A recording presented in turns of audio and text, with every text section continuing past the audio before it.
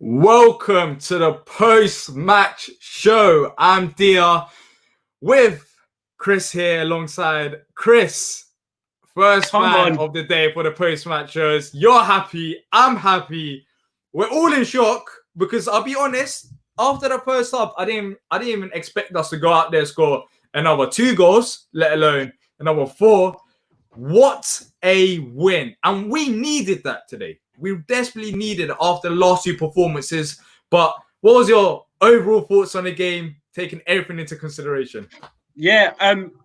First of all, can we play at 12 o'clock on a Sunday every week? Nah, man, I'm too tired for that. I can't wake up for 12 o'clock. I was happy with this one, but I mean, I wouldn't mind if we win 5-1 every day. But yes, it was a weird one because, like, if I'm being, I don't know, I'm just like on a high cloud at the moment. The first half, like, it's completely gone out of my memory. I need to rewind the game and have a little look at the first half because everything happened in the second half. Like, my wife has just seen a completely different Chris this afternoon. Like, Benteke is scoring twice. When that first goal went in, literally jumping out my skin, so happy for the guy. And then for the confidence on his second goal, it was just even better. And returning back with Wilf, and everything was just positive in that second half. It was just, I think the red card decision, I need to look at that again. I was in the midst of having a cigarette at that time. So I thought, I thought a Palace player was getting sent off. And I was like, no. So I didn't really see the clips of Pereira getting sent off. But, those things happen. You play against 10 men sometimes. And in the Premier League, a win's hard to come by. So a win's a win. 5 goals. Kleiny got assist. Benteke 2. Everything. Dream. Yeah. Well, let's quickly talk about the first half. I don't want to go too much into it because, of course, we're coming off a 5-1 victory. But it wasn't the greatest of halves. We only had 1 shot on target, and that shot on target wasn't even our goal. Defensively in the first half, at times we looked a bit dodgy. But with that red card incident, I guess you haven't seen it. But with the first half, let's just ignore it. It wasn't the greatest performance against a side which we should have pretty much dominated. Second half now, they've got 10 men. But at times, we have struggled against 10 men. That was the main positive. The fact that we can play like this, even though they had 10 men and the West Brom, was just, that itself was a positive. But let's talk about the main man himself, Wilfried Zaha. Comes back, gets 2 goals. And without him this season, where would we be?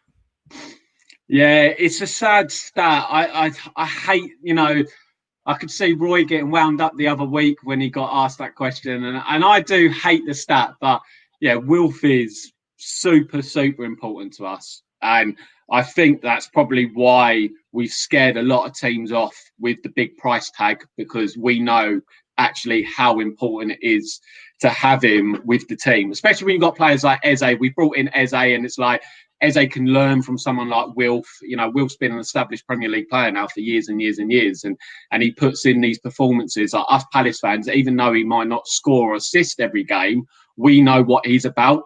For me, he's the only person in the Premier League that can beat a man standing. And what I mean by that is just the shifting of his legs without the ball and whatnot. And it's amazing to see. And really, I know England have got some really good attacking options now, but a few years back when he was sort of in between Ivory Coast and England missed a trick, because I tell you now, at that World Cup, when we got to the semi-finals, bringing on someone like Wilf, unlocking defences, us Palace fans, we know what he's about. So fantastic performance by Wilf, really good management as well by Roy to take him off as well. I know we all want to see him get a hat-trick, but I can understand, because I had a little look at the fixtures. We've got Spurs next, I think, Sunday, and then West Ham a couple of days later. So keep him fresh for those games. But yeah, magical performance by Wilf. Yeah, let's talk about other player performances. Eze. Ebriki Eze. That's all I have to say, because we knew it. We knew it that he could perform like that, and he has. And he has been. And next to Wilf, he only gets better. And I think he's playing out of position and he's still playing like this. Yeah. But once again, his footwork is just unbelievable. It's like another, I don't know, it's like having another Zaha, but a different version of him on the pitch. Baller. He's in between Yeah, the Yannick and Wilf, but more creative in regards to like it's not all about the speed with Eze. yeah, exactly. And he created chances. You saw that. I think it was, I can't remember what goal it was, but the assist for Zaha's goal, that Yeah, might be in the second the goal. fourth one, I think, was the Oh, fourth. fourth, yeah. There's so many goals I can't remember, and this is this is like Wilf Palace. knew it as well. Wilf knew it. When he tucked it away, he had that smile on him. And he's like, "I've just robbed you of that." Exactly. He was just all over the place. But I left the best to last. Christian Benteke. Come on. Well, look, he's had a hard time at Palace. He's had a hard time at Palace. He hasn't been scoring as many goals, but he really has under Roy Hodgson. I think as overall we struggled to score goals. We've been a good defensive side, but today showed that he can have that role where he can bring others into the game. But the second goal was the most important one for me because it just showed confidence. That pass from Nathaniel Klein as well, which I want to shout out to because he's been playing good, but he's been getting, everyone has been too worried about our tactics, but he's been playing good. Nathaniel Klein, a great ball to Benteke, and that turn and that finish with his weaker foot, it gave me hope. I don't want to get carried away with it, but no, I agree. I want him to kick on. I want him to kick on because it's now or never. Because I'm not too sure if we should give him another contract because based on what's happened before. But if he can kick on, then there is a player there, and he does have a role in this Palace side. No, I completely agree. You hear the commentators always say it, you hear the pundits say it, and us Palace fans say it as well. There is a player there. There's no doubt in it. It's just what's just happened over the last couple of years is just like we see it. Like when he gets into the shooting positions, there's that panic mode that sets in. It's just really lack of confidence, and there's no finesse in the shots, in the shots, and it sort of frustrates us Palace fans. But the way he took that second goal, there was just confidence in that. It was a clean strike, gave the keeper no chance, going back on the other side. It was a really, really good display by Benteke. And I said it a few weeks ago, I think, like, there are a few players that are running out of contract. And this is Benteke's, I personally think it's his last chance saloon because he is getting older and he is on big wages. But if he carries on like he done today, then we're lucky that we've got a few good options up front now, and they're different strikers as well. Benteke, the big man, but he's managed to score a great second goal today, one with the header. Ayew, he works really, really hard for the team. That's why he's a natural finisher. So we've got different strikers, but for some reason we just don't score enough. But we've done that today, 5 goals. And actually, I'm glad that you said shout out to Kleiny as well, because again, I said it a couple of weeks ago about putting Klein in the fantasy league. He's in my team this week. You got no points. You got no points. But I got the points. All right, let's talk about this now. We've got some hard games coming up. The question is, we played like this against Leeds and they had 11 men. But then the game after that, of course, we didn't have Zaha. We struggled against Burnley, who's been struggling all season. We struggled against Newcastle. And I don't want us to be a one-man team. But do you see us playing like this? Because we have to take into consideration of the first half, with 11 men, we still couldn't play like that against West Brom. Yeah. But what the second half showed is that these players, look at Eze, look at Zaha, look at Benteke if you want. These players can play like that. Do you think that Roy would be more inclined to go attacking in the upcoming games, even though we've got likes of Spurs and West Ham coming up who have been good so far this season? What do you see? Do you see anything changing based on this game? I think, if I'm being honest, I think something obviously was said at half time, like, they're down to 10 men, like, we've got the players out there, like, I want to see an attacking intent from you guys. I think with Roy going into the next couple of games, I think he'll probably stick with as it is in regards to keep it tight, and hit the teams on the break. They're not easy teams. Like Spurs, like Harry Kane loves scoring against us, and it's just, I could see that being like a 1-0 Spurs, and then we may say after the game, like, oh, we didn't attack enough, but Spurs are on a good bit of form. And West Ham, I didn't realise West Ham are actually having quite a good season so far. I didn't realise they're up the table. So I think Roy will play it safe. I think he will probably stick with the same team. because I don't see any reason why to change that. I thought Jeffrey Schlupp gave us a better option than Townsend in recent weeks. I think Townsend's probably just been a bit knackered. I was a little bit surprised not to see Riedewald in the starting lineup, but will you start him next week? Personally, I would, yeah, but I don't think Roy will. I think he'll want that combat style midfield with Luca and Maka. But Riedewald, I think when Riedewald's in the team, he plays those simple passes, but it's easy on the eye. So it gives players like Eze and Wilf and whatnot, it gives them a little bit of time to make an extra little movement because they know Riedewald will pick them up. Whereas Luca plays the sidewards, he plays backwards, and it can be a bit negative. So what I would say to us Palace fans is probably going into the next couple of games, we have got a couple of toughies. Let's, if the performance isn't there, let's not get on Roy's back or whatnot because they are a couple of toughies. But we can surprise teams. Going forward, like we're like the Mighty Ducks now. We've got speed on the wings, we've got skill, and we've got some strikers that are scoring. Yeah, Gallagher today. Looking at West Brom, Gallagher looked well for West Brom. Yeah. He, of course, they struggled as overall because of the 10-men thing. But Neil asked? Yeah, Neil asked. Yeah. Neil asked, do you think we missed out by getting Michi instead? I think. I'll be honest. Like this is the first game I've seen Conor Gallagher play.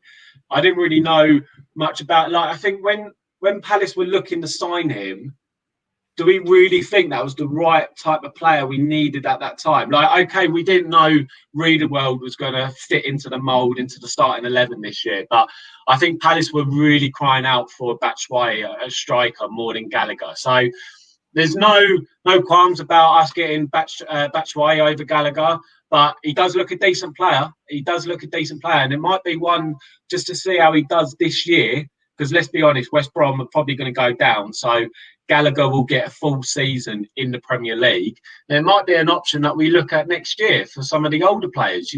MacArthur's not getting any younger. And then we've got McCarthy and Luca. There's a couple of aging players. Max Meyer's obviously nowhere near the squad at all. So it could be an option that we look at next season. But yeah. I'd rather have Batshuayi at the moment. Even though he hasn't scored, I know he will come good. I have a bit of faith in Batshuayi.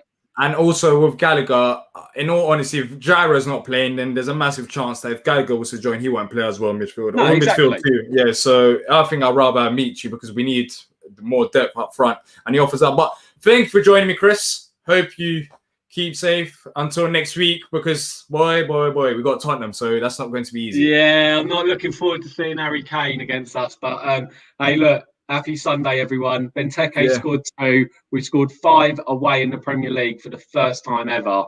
Come on! Let's go. See you later, Chris. Adios. All right, so Stan is going to be joining me next. Hello, Stan. How you doing? Diyar, hey, how you doing? You all right? I'm fine, thank you. What a win for Palace. 5-1, exactly, at West Brom. Of course, they were down to 10 men, but you just have to look at the win and you have to say, why can't we play like that week in, week out? Is it just Wilfried Zaha? I think that's got a lot to do with it, to be fair. Obviously, we're a different team when he's there. I'll be honest with you, though, like when it was 11 versus 11, they were controlling the game towards the end of the second half, towards until the sending off. They were controlling the game a little bit, I thought, and I was sort of getting frustrated. I was like, same old. You obviously scored the early goal. We sat back. But look, at the end of the day, I think was it Chris that was just on now? Like he said, he's probably gone in the change room and said, listen, lads, we've got the players here. Put them to the sword, punish, and get the hell out of here with 3 points, right?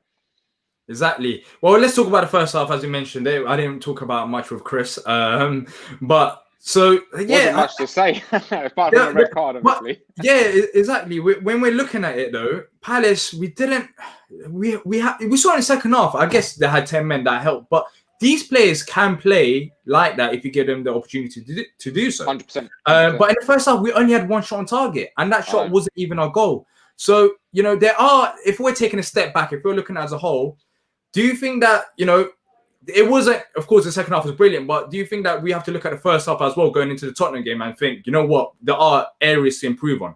100%. And there always is with Palace, obviously. We're a mid-table Premier League club. Yeah. We're trying to break into that top 10. We've been here for 8 seasons now.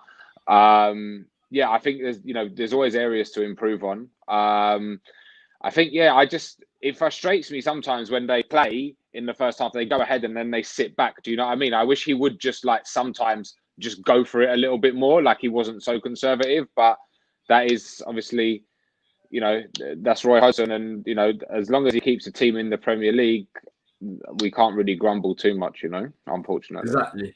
So talking about the second half now, I just want to talk about, I talked with Chris, Eze, Christian Benteke, Wilfried Zaha. What a performance by those three. But I want to go into Christian Benteke first and foremost, because of course, Dan, this is the first time coming on these shows. Yeah. What's your opinion on Christian Benteke? Do you see him having a future at Palace? Do you think he's got a role? Should he have even started this game? I think he really justified his start, obviously, with the 2 goals. Of course. I've watched him since he came to the club. You have to play to his strengths. And finally, today, we played to his strengths. We got the balls into him in areas that he likes to be. And he wasn't playing against the greatest defense. Don't get me wrong. There'll be bigger tests, down the road. But I'm delighted for him because he's had a really, really tough time. Has he got a future at Palace? I mean, look, he scored 2 goals. Maybe we shouldn't get too carried away. But if he puts those sorts of shifts in, absolutely. Because I know that people are saying, just let him go, or et cetera, et cetera. But it will cost a lot of money to replace him. Yeah. So if you get another year, 18 months out of him, But yeah, that's the thing it's hard because then again, who else is going to come as a striker at Palace and score goals? Because we haven't seen it under Roy Hodgson, apart from Zaha. No. He was coming and he scored goals. And Jordan Ayew last season, he scored a bit. But even that, I don't think any striker, the way that we play, doesn't suit our style of football. So it's just one of them things where you just have to try and get the best out of the players that you already got because of the system that we play. But Eberechi, he's so good, man. Just a breath of fresh air. Exactly. And him and Zaha, and he's playing out of position, in my personal opinion. I feel like he's better suited behind the striker. So behind the front too. If you're playing a 4-4-2 or 4-3-2-1, you're playing just behind the striker. Brilliant.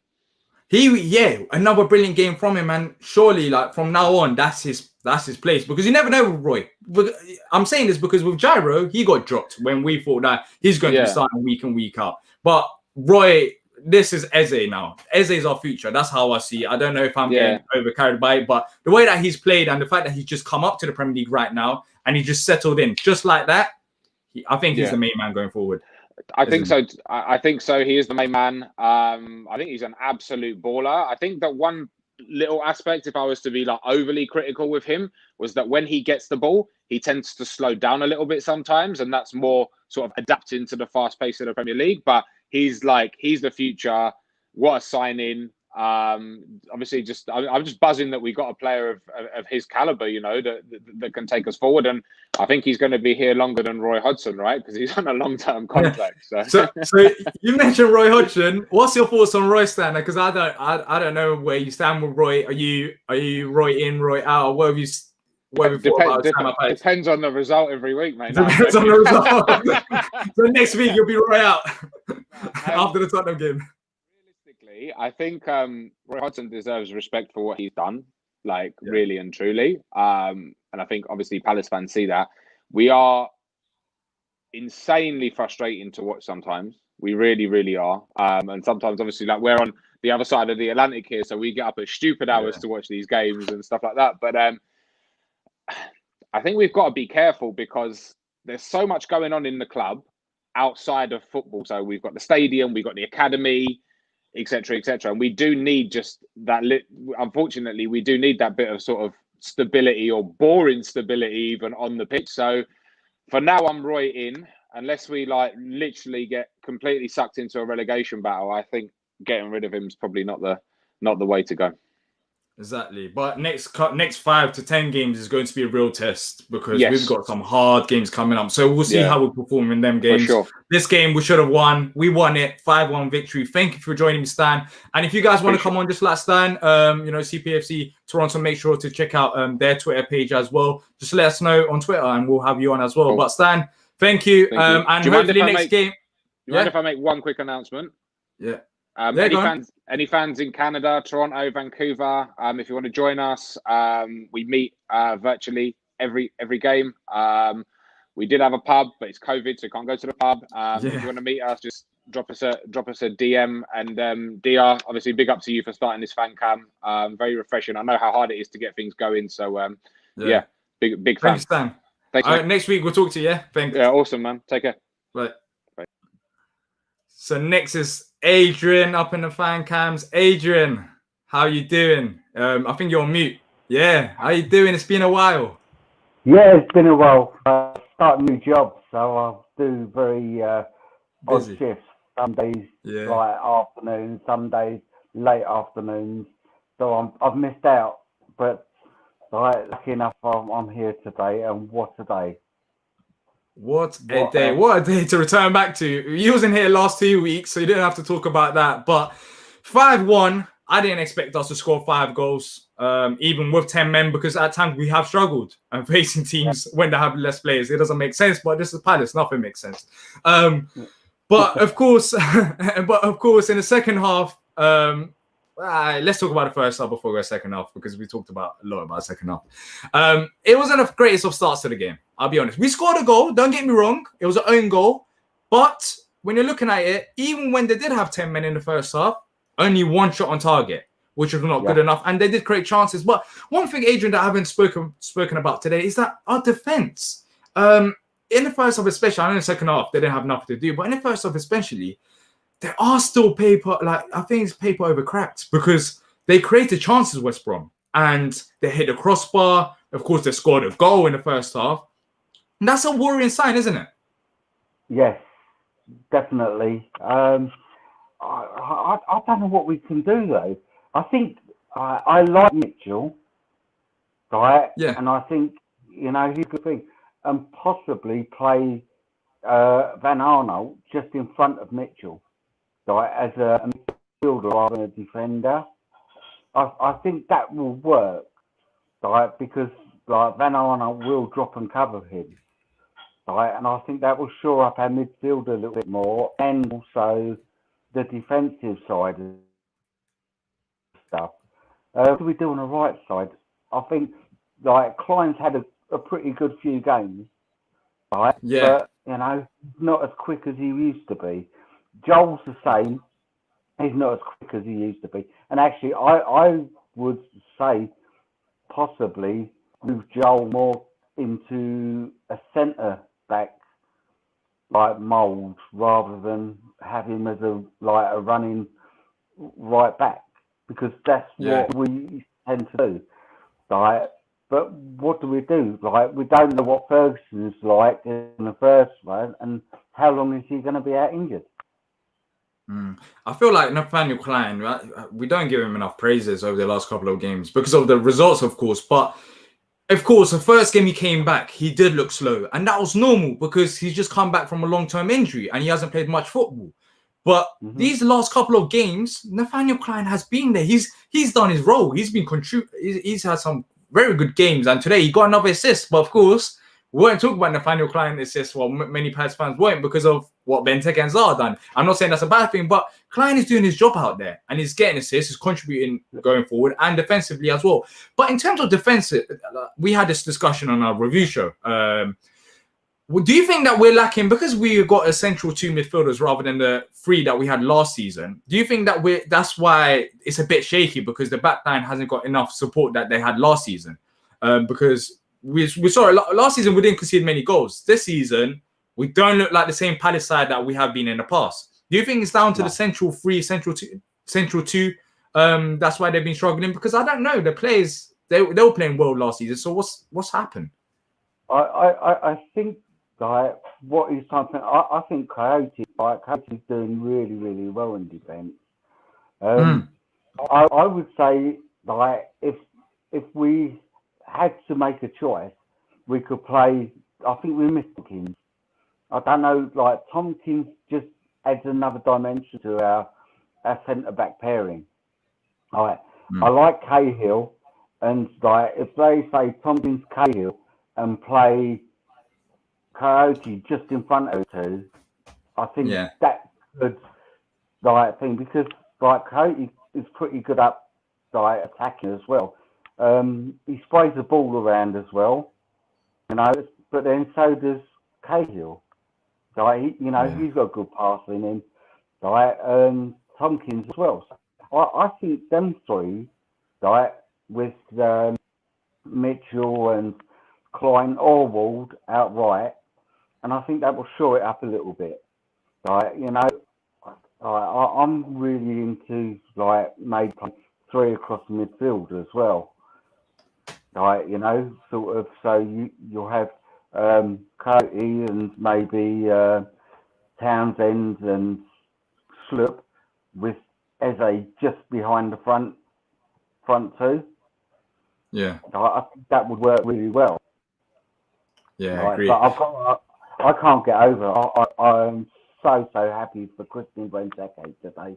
Exactly. Now let's talk about second half. The first half is over and done with. It wasn't the greatest. Of course, we understand. I understand that there's no reason to get carried away with this result because we saw it. We wasn't that great throughout the game, especially in the first half. But second half, Christian Benteke, Adrian, 2 goals. But the most impressive thing for me was his second goal. That touch, it says from the final line. That touch and that turn and that finish with his left foot. That is what we want to see. And hopefully, this is going to be some kind of morale boost, confidence boost for him. Because he has struggled, but and his contract is coming to an end. So I think it's now or never for him. He needs to kick on. He's 30 years old as well. He's not the youngest player. But today, great performance, bringing others into the game and scoring goals. I mean, you can't get any better than that, can you? No. But like actually, I would say his first goal. I can't take nothing away from the second, but his first goal, like in games before, he'd have gone in with his foot.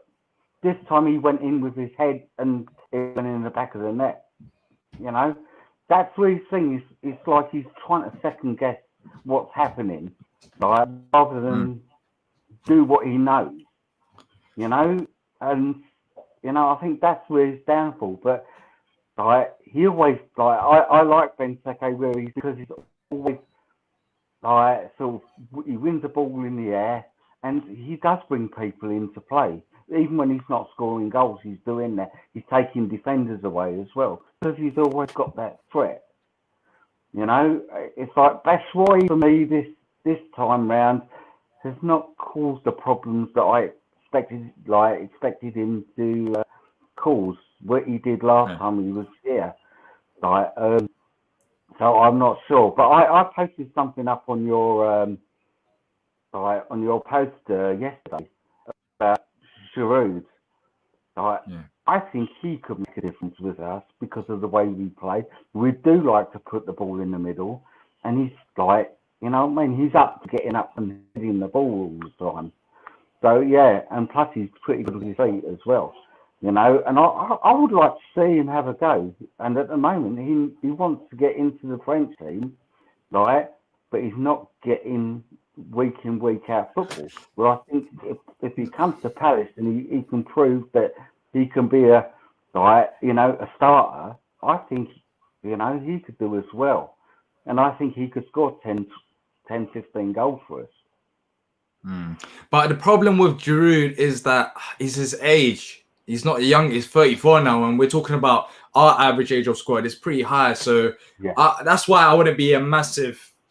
I wouldn't mind him at Palace, but he's 34. That's just a massive, downside. And I don't think we'll go for someone who's 34 years old. The way that we got Eze and how we're planning ahead. I've got with me. He had a great game today. He was always there. He put his foot in where he needed to be. He went round players and stuff like that. And Wilf had a point to prove today, and he done that very much so. With the Wilf situation, Can you say that this is Zaha FC? Is it down? Is it just simple as that? Like without Wilf, we struggle massively. Is it? Yeah. Is it that? Because look at his second goal. His second goal, I did not. Or was it his first goal? No, yeah, it was just no, yeah, it was his first goal. The first, yeah, was the second where he just finessed it to top bins. Yeah, second. Yeah, second. Yeah, that second goal. I did not expect that. I did not see that. Yeah. But that's Wilfried Zaha. He creates he creates something out of nothing. So is it just down to the fact he comes in, we win 5-1, score 5 goals? Of course, once again, against West Brom, 10 men. But is it as simple as that? Without Zaha, we're simply not as good. We can't beat teams. You look at Wilf, right, and he scores goals like that quite regularly, right? And like you say, it comes from nowhere. He'll get the ball when everyone expects him to go outside, and he'll come inside and curl it in at the top corner, right? But we've got to get out of this thing where it is Wilfried Zaha FC. The other players have got to realise that they're good enough without Wilf. Right, you know, I'm not being thing because I love Wilf, but like at the end of the day, the players have got to think is, you know, Wilf is not the team. He's right, you know, he's a player that enhances the team, but they can also do it without him. You know, if they have to. But the only thing is tactics. I honestly feel that because I feel like we should have still beaten Newcastle and Burnley. But you can see it. We had Eze on the pitch. And today, of course, with 10 men, he had a bit more freedom in the second half. And that's it, really. If you give these players the freedom to go and attack and play attacking football, then we can do that. Because I honestly still, and I say this week in, week out, we have got the players to go out there and score 2-3 goals a game. But unfortunately, because of Roy, in my personal opinion, we won't do that because he's a bit more conservative. He don't want to attack. He just wants to defend. But we'll get some of your questions as well. Gyro is the centre mid. Van Dijk says Harry. What do you think about that decision, not starting Gyro? I'm a bit baffled. He's done everything that he can do, but once again, he's dropped. For what? I don't understand it. And just like Mitchell as well. What happened to Mitchell? He's not even in the squad. I think Mitchell's carrying an injury. I think he has done for a while. And I think like Roy's wrapped him up in cotton wool a little bit. But I was thinking, I thought the bench was quite defensive, actually. But Riedewald should start. I would rather have him over Luca. Right, because Luca's a bit volatile lately. You know, he's putting his foot in where he doesn't think. It's like challenge today where he got booked. You know, he didn't need to make that challenge. You know, and you know, he's going to end up being a liability for us, getting sent off or booked at the wrong time. Right, where sort of Riedewald's he's quite a sensible player for a young man. He's quite sensible, and also his ball skills are quite really good. You know, and he'll see a pass and make that pass. You know, there's no like holding it and turning around and saying, "Oh, I'll play it backwards." Right, he likes to play forward, and that I think that's one of our problems. We do play backwards quite a lot or sideways, and we don't make any inroads to the team. Right, not so much today. All right, but you know, most other times when we're against the big boys, you know, we tend to play backwards rather than forwards. I think Gyro, he's come from Ajax. Exactly, he's come up from that setup. So he's whenever he's played, you can see it because he's composed on the ball. He picks up forward passes. And I feel like in the future, even though we won today, I would still like to see Gyro in the side because the next games, let's talk about it. Next game against Tottenham, then we got West Ham, is not going to be easy. So how do you see it happening? Do you think any changes to the Palace side? I said Gyro potentially for Maka or Luca. Would you make any other changes? I seen that thing. I thought Jeffrey should. I'm not a great lover of Jeff, right? Okay. But right, I think his game today, he was, you know, he threatened, and a lot of the things like came through him as well. A lot of our attacks and everything. So it was very difficult.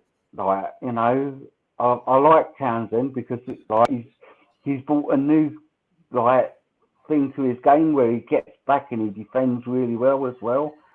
Right, but he did need to be rested, and I think also like Zaha, like having been rested, like because of his like, you know, testing positive, right.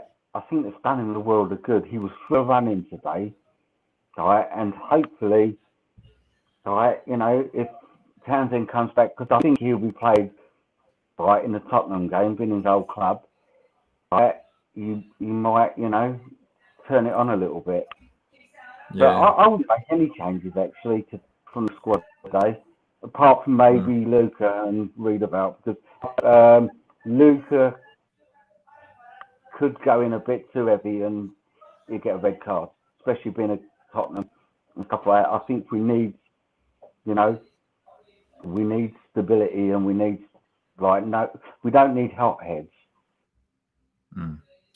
Well, look, thank you for joining me, Adrian. I mean, 5-1 Palace. You came right at the exact moment that you needed to be at, because the last two results were very poor, so there was not much to talk about. But this game, talking about Benteke, talking about the next couple of games, talking about Eze, lots to talk about. But of course, if you want to come on and have your say, if you're watching it back, you can still, you know, message us in advance on Twitter or Facebook or Instagram, wherever you want to back up the nest, or DM me personally, and we'll have you on these shows so you can have your say, just like Adrian, just like Stan, and just like Chris and all the others. So thank you for joining me, Adrian. Wish you all the best, and hopefully against Tottenham we can get something out of that game, because it's not going to be easy. Yeah, it's not going to be easy, but you know, 5-1. It's good to see us on that plus goal difference. Right, it's been a long time since I've seen a plus goal difference for Palace. You know, and it's nice to have that. Yeah, it is. Let's enjoy a Sunday afternoon, evening, Adrian. I'll talk to you next week. Yeah, God bless. Thank Have you. a good one. You too. Well, that's it. I'm going to be wrapping it up soon, because that was it for the fan cams. Spoke to a couple of fans. But look, 5-1 victory. I just want to end on this. 5-1 victory, massive.